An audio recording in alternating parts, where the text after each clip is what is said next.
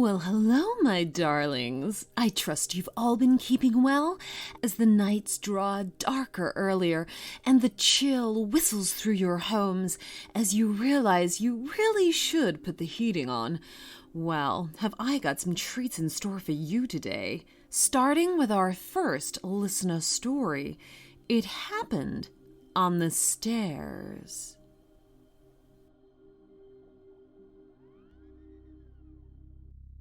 So one evening, my partner and I were upstairs sorting laundry when my daughter, who's 17, called us downstairs as dinner was ready. I was heading down the stairs, my partner right behind me, literally 2 steps behind me. He did his usual thing of tickling the back of my neck as we walked. The bottom of our stairs is wooden, so you can hear when somebody steps onto it from the carpeted stairs. When we got to the bottom, my feet hit the floor as usual. I turned to ask him something, and he wasn't there. I totally froze for a second and looked up the stairs, and there he was, on the top step, pale and shaking. I asked him what the hell had just happened, and he kept saying, I don't know, I was behind you, and before I hit the bottom, the next step took me back upstairs. We are very freaked out. We didn't say anything to our daughter, as she is already weary of this stuff, although he and I are somewhat used to it. I'm trying to get the courage to leave my laptop recording overnight because there definitely is something weird happening in this house.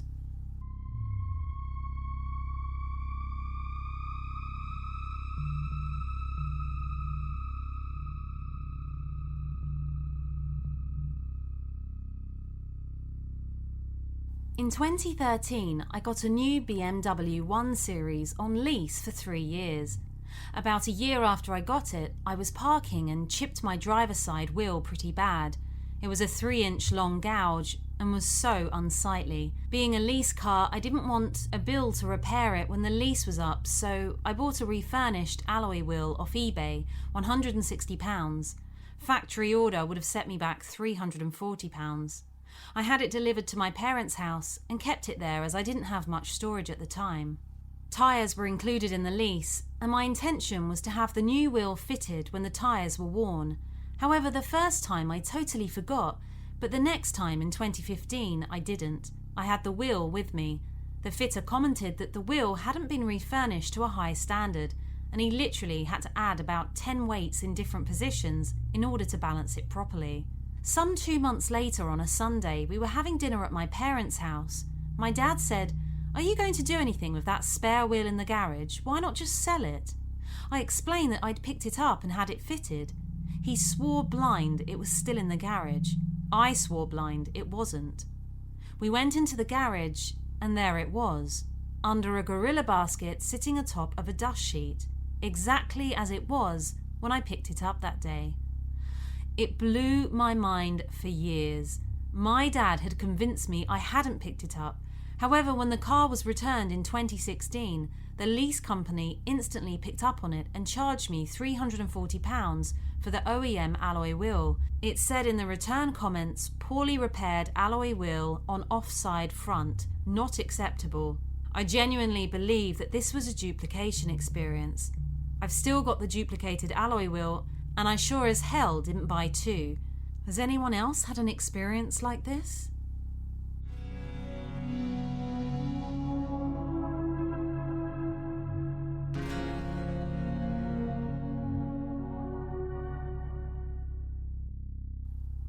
I did a lot of traveling in a short period of time during Christmas. I went from Minnesota to Florida and back to Minnesota in a few days, and then 8 hours after I got back from Florida, my boyfriend and I drove to Texas for a night and drove back to Minnesota.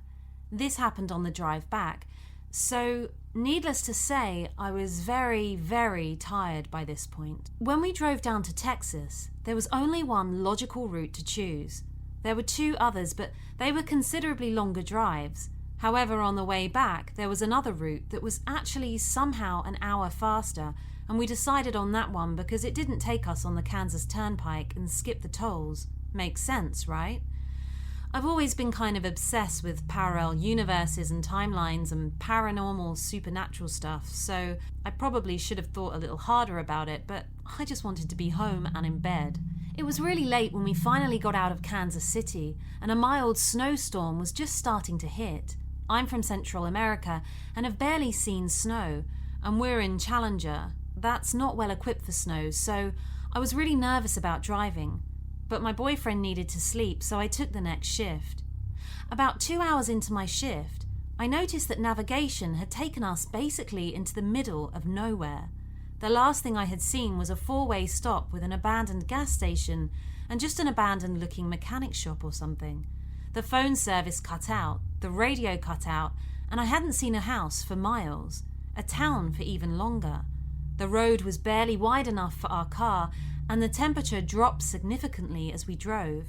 The further I went, the lighter the snow got, and instead turned into a heavy fog, like I couldn't see more than just a few feet in front of me. The road was unusually curvy, and the landscape never changed from constant forest. It started to really freak me out when an hour and a half later, there was still nothing. Same landscape, same fog, same narrow road. Not a single car in that whole time span. My service and the radio was still out, and I felt like I was on some kind of treadmill. When it hit 2 hours, I woke up my boyfriend and told him about it. I was starting to get nervous because we were getting close to running out of gas, and I couldn't use my phone to check if we were going to see civilization anytime soon. After another hour, we both really freaked out. The car was almost on empty. We had no way to contact anyone, and we both really needed to pee, but there was no way in hell we were getting out and squatting in the Twilight Zone hell we found ourselves in. Once Challengers hit a certain amount of gas, it just says low and doesn't tell you how many miles you have left. But I was positive we were on fumes at this point. And then I saw the creepy gas station and 4-way stop again. Our cell service came back on, the radio suddenly started playing, and the gas tank was back to the 3/4 full it had been when I was there last. But it was 3 hours later. I refused to go straight again and went right instead, and about half an hour later, we came across a town, and the trip went smoothly the rest of the way. I have no idea what happened that night. It freaked the hell out of me though. I'm going to fly from now on for a bit.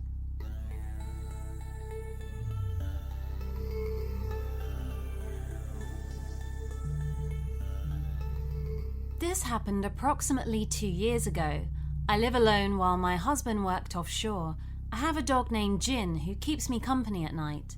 It was around 11 p.m. that day, and I had ordered food in after getting back from work. I rarely order in, so I wanted a special night for myself. As always, I decided to shower before eating.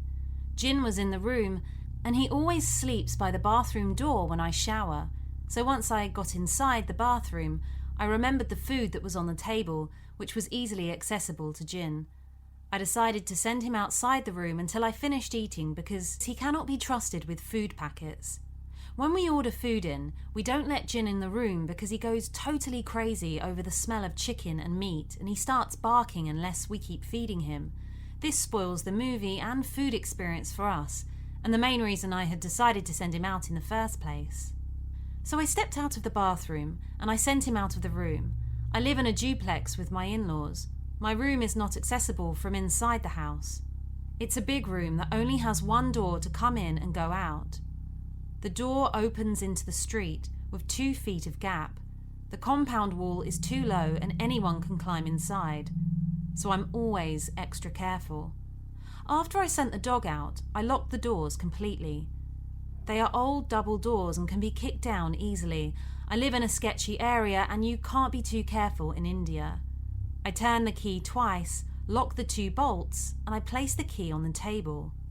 After I got back from the shower, I sat on the bed, played the movie, and started eating. After some time, I heard a slight thud from under the bed. I didn't give it much thought. It's unusually quiet outside because when I send him out, Jin smells the food and keeps scratching the door for some time. But there was nothing. I hear more shuffling under the bed, and again, I felt a thud like someone was trying to get comfortable, and my heart stops. I look under the bed, And there is Jin staring back at me. I froze. I didn't know what to think or do. How did he get in? And why is he so quiet today? Any other day he would be sitting in front of me, drooling and barking. No such thing today. He's quiet. He lies back down. I go outside to double check because I was 1000% sure that I had sent him outside and locked the door.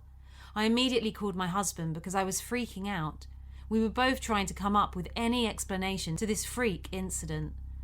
What could have caused this?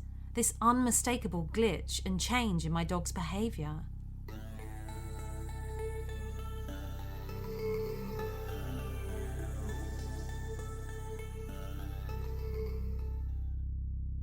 Tonight, I'm babysitting 2 kids, 3 and 6 years old. I see them daily as they go to their home daycare next door to my house. Tonight, I'm watching them at their house, which I've done a few times before with no issues. The family is super normal, really nice mum and dad, big house, 2 sweet kids. Basically, nothing strange has ever stood out to me about this family. When I first got here today, they told me the 3-year-old had a long day and was tired. Sure enough, within half an hour of me being here, he falls asleep on the couch. So I carried him up to his bed, and from there I've been sitting and hanging out with the 6-year-old for a few hours. She's been on her iPad basically the whole time, me on my laptop. We've been in the living room for about 2 hours, her on the couch and me on the recliner. It's been completely silent other than random noises from her iPad. All of a sudden, the lamp next to me shut off on its own. At first I didn't think anything of it. I figured maybe it was motion activated, or it was on a timer or something.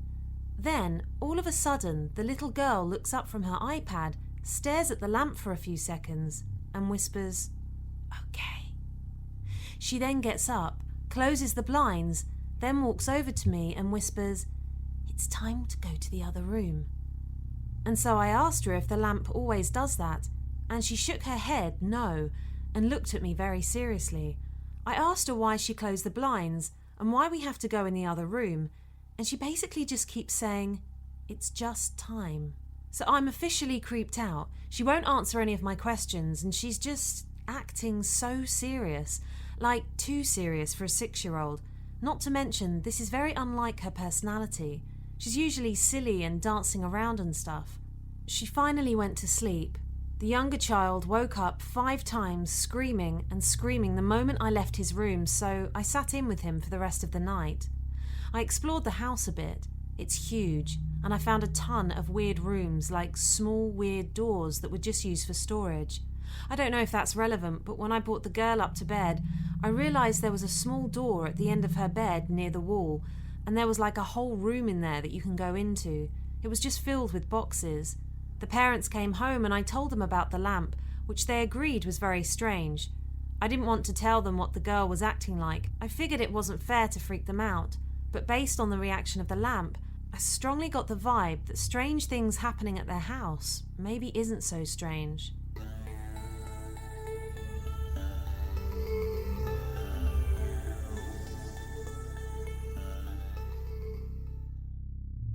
So this happened to me in 2009. I was 22 at the time, but I'm very short and often mistaken for a young teen. I had just had a driving lesson, and while normally my instructor would drop me off in front of my home at the end of our lessons, that day he had somewhere to be straight after and dropped me off at a nearby bus stop. My apartment block was about 500 metres away, at the end of a long stretch of quiet road. It was an area that was built up at the time, so there were a couple of abandoned old houses to the left and right, and my apartment block at the very end, and that's it. It was rare to see cars there that weren't just going straight back to the apartment block, because there was just nothing there, except for a clinic a couple of streets away, so you could occasionally get someone who is lost looking for directions. It's about 8 p.m, and it had just got dark outside.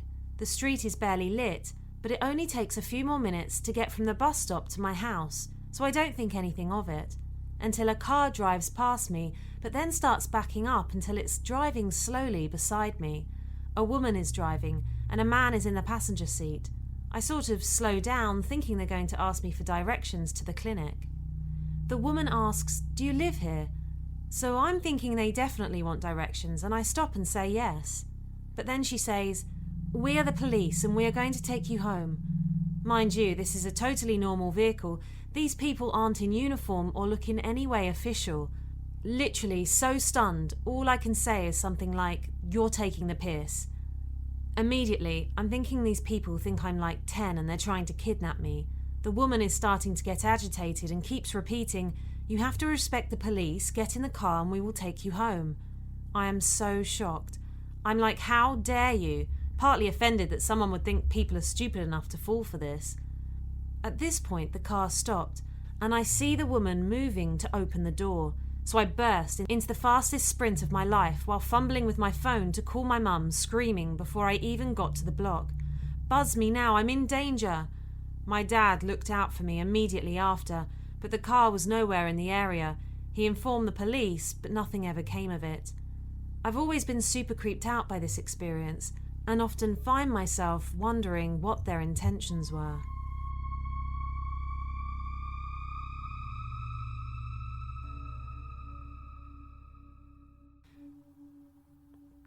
This is something that happened a couple of months ago, and I can't stop thinking about it. My roommate went to hang out with a guy she had just met and was interested in. She had talked to him a few other times, but didn't know him too well yet. So I was home alone in our apartment, and I was going to bed. I always put my phone on silent when I go to sleep, and I leave it on my bedside table. I was just about to fall asleep when I heard a loud, deep voice scream, "Wake up!" I shot up, and my heart was pounding. I looked around, and there was no one in the room. I grabbed my phone from the table because I was going to check to see if anyone was in my apartment, and I wanted to have it on me to call 911 if needed. Right as I grabbed my phone, my roommate started calling me. I answered, and apparently she had gone back to the guy's house and he was starting to get really creepy. I won't go into specifics, but he said some crazy things to her that made her feel unsafe. She was calling me from his bathroom, telling me to come pick her up. She doesn't have a car. My phone was on silent. If I hadn't have heard that voice, I wouldn't have grabbed my phone and known she was calling me. There's no way to know for sure, but something really bad could have happened to her that night. Whatever it was that told me to wake up, I guess it was looking out for her. It scared the hell out of me though.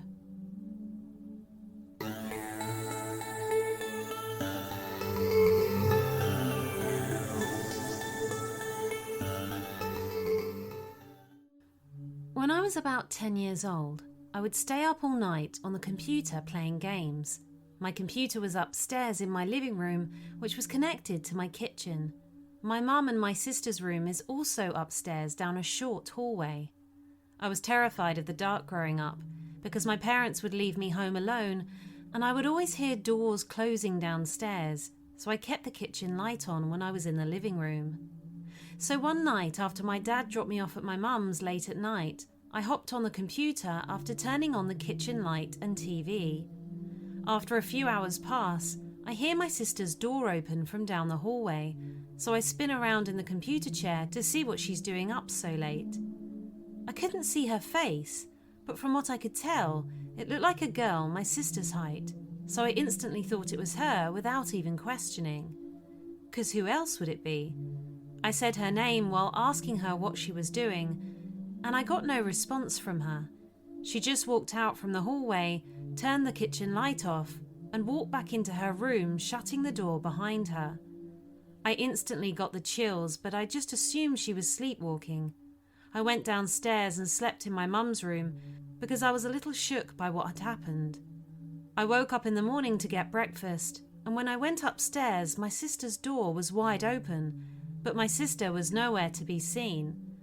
I asked my mum where she was, and she told me she stayed the night at her friend's house last night, and she still hadn't come home. I got the worst feeling when she told me that, and thought to myself, what if I walked up to whoever that girl was, or if she looked at me? It's 9 years later, and I still cannot process what happened that night. I'm still shook from it.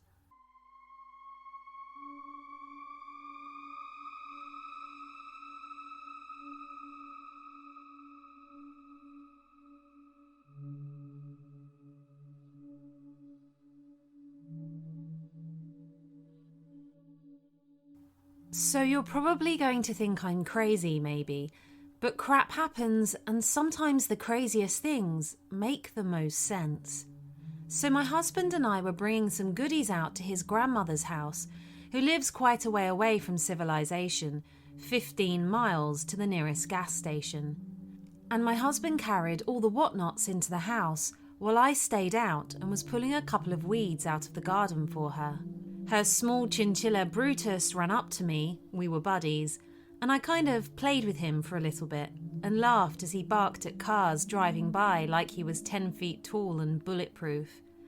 I thought it was strange that he wasn't on his line Grandma used to keep him on that gave him freedom but wouldn't let him go in the road and get squished. He was never outside without being hooked to it. So he followed me up the porch and nearly tripped me doing it. I grabbed his chain and turned around to hook him up to it, and he was gone. I panicked and ran inside where everyone was crying. Naturally, I asked what was wrong. They told me Brutus died last night. They think he was poisoned. I told them that was impossible, that I was just playing with him outside. I even told them about him almost tripping me up going up the porch. So they brought out his corpse to prove it to me. They asked my husband to bury him. Had I not seen his poor body, I never would have believed it. I didn't know whether to laugh or cry, so I did a bit of both. We buried him that day out back, and kids in the neighbourhood say they still see and play with Brutus all the time. He's becoming quite the neighbourhood legend in the community she lives in because of the numerous sightings and reports. Some refuse to believe that he died because they see and interact with him so much. I've never been around such an alive-seeming spirit before. It's actually both exciting and unnerving.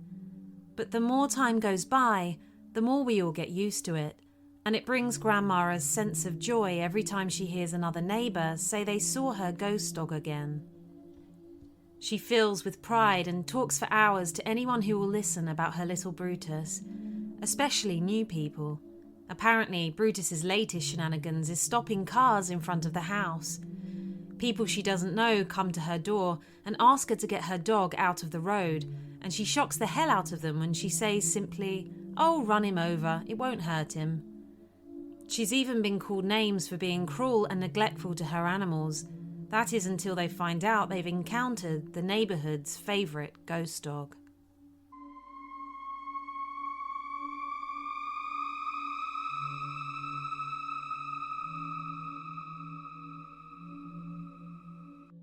So, I've been living alone in a foreign country for a year already. The last few months I've been taking the ferry as transportation because the metro is usually crowded, stressful, and in COVID times is a no for me, so the ferry is always the best option. At least, that was my thought until this week. On Monday, a random guy, probably in his 30s, sat next to me on the ferry and tried to talk. I'm not good with the language yet, so I let him understand I didn't know what he was saying. He kept talking and showed me his phone. He had just taken a picture of me. I asked him to delete it, but he didn't understand, so I just ignored him to make him stop. It was irrelevant at that moment. On Tuesday, I noticed the guy was on the ferry again, but this time he greeted me and called me by my name, which of course surprised me since I don't know him. He sat next to me and kept talking non-stop, but this time he went over familiar and tried to hug me. For my luck, a woman noticed it and sat between him and me, pretending to be my friend. On Wednesday, I used the metro instead of the ferry, so it was normal. On Thursday, I took a ferry and this guy was there again. This time he sat far away. When my ferry reached the other side, I noticed the guy was following me, so I changed route and went to a bus stop which is just next to the ferry port. As it was late at night, there wasn't so many people around. I was scared, so I sat in the bus stop and there was a couple waiting there, so I then felt a bit safer. But the stalker came and sat next to me and suddenly held my arm while saying, "Come, come, come," and trying to take me with him. At this moment, I just held his arm tight and asked for help. The couple next to me called the police, and I did the report. I mentioned that on Monday he was taking pictures of me, and that he might be doing the same thing with other girls. The police asked him for his phone, and to my surprise, he handed it to them with no problems, like he was sure nothing was going to happen to him. When the police checked his phone, they found pictures of me, but not just from Monday. This guy had been taking pictures of me for months. Not just on the ferry, but also in the parking site, and even outside my home. Besides my pictures, they found pictures of different girls, which I believe he has been following for months as well. The worst thing about this whole situation is that I filled in the report to the police, but they couldn't do anything because the guy hadn't hurt me. So right now, I'm looking for a new place to move. Be careful to all of you. These creeps can be everywhere.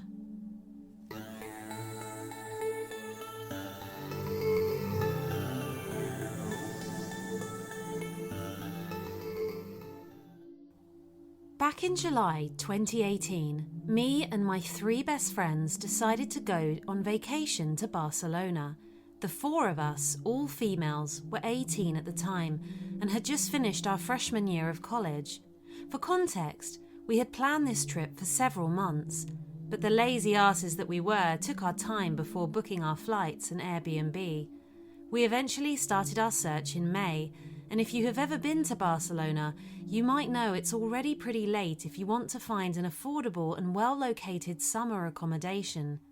We ended up scrolling on several websites for days, as everything was way out of our budget.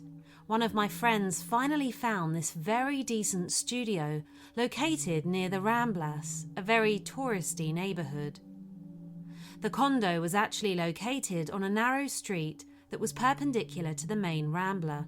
You had to walk about 500 metres until you arrived at the sketchier end of the street, where the flat was. It really didn't bother us, as the building was pretty secure. You had to open the first front door that led to the streets. Then you had to take the stairs to the second floor, where you had a second door which required another key. This second door led to 3 condos, so we had a third and final key to our personal flat. This final door did not have any outside handle, which meant that if we were to leave without our keys, we would end up locked out. There was finally no outside handle on the balcony door either. You could only open the door from the inside. The front door of our complex led to the main room, which is where 2 of my friends were sleeping. The bed was on the left, and at the end of the room was the living room, which also worked as a kitchen and a bedroom. The sofa was foldable where my third friend and I were sleeping. We were there for 5 nights. As the young women that we were, our daily routine was pretty consistent. We would go clubbing every night, go home at around 4 a.m, pass out on our beds and wake up at 11. We'd visit the city up until 7 p.m. and then get ready to repeat. Our first 3 nights were awesome. We had some male friends who were staying in Barcelona too, so we'd meet up with them and it was fun. Yet the 4th night was rather creepy. We had gone home at 4 a.m. I screwed around with my friends for another hour and fell asleep by 5. Around 7:30 a.m, my friend who was sleeping with me in the living room and who suffers from sleep paralysis wakes up as she feels something tickling her ankle. She opens her eyes and sees someone crouching at the end of the bed, his hand on her ankle, as if he was looking for something under the bed. At this moment, she is convinced that she's experiencing sleep paralysis again, but the fear makes her sit up in bed and shout, "What the fuck?" which rarely happens with sleep paralysis, as your muscles are often numb. The shouting wakes me up. I see the guy too, at the end of the bed, and still half asleep, I whisper, "Edward?" I think I'd been dreaming about a friend of mine and confused this guy with him. The guy gets scared, suddenly gets up, stares at us, and then tiptoes away, saying, "Oops, oops, oops." He walks past the bed where my friends are dead asleep and walks out the front door. My friend and I stayed up for a long time talking about what we had just experienced. Then we woke the other girls up and told them the story. We never knew how this guy broke into our flat. He didn't steal anything, even though we had left out our credit cards, IDs, phones and cash on the table. The only thing is that night we did not lock the front door. but it was closed, so normally no one could open it as there was no handle, unless someone had a key. We chose not to talk to the police about it because of this, as they could have told us that we were responsible for not locking the door properly. We also chose not to tell the landlord for the same reason, but also because we didn't want to ruin our last day there. We tried contacting our neighbours, the Italian guys. We went to their flat and knocked, but they never opened the door. Looking back at it, we should have definitely done something about it, and we shouldn't have stayed there for another minute. But we were too young, I guess. We could never figure what the guy wanted, nor what he was looking for under the bed. None of this makes sense, to be fair. Why would someone come to someone's place uninvited to look for something at 7:30 in the morning while the occupants are asleep? I guess we'll never know. Well, that's it, kittens. We're all done here for tonight. Join me next time for more thrills, more chills, and lots of creepy, strange but true tales from my creepy files.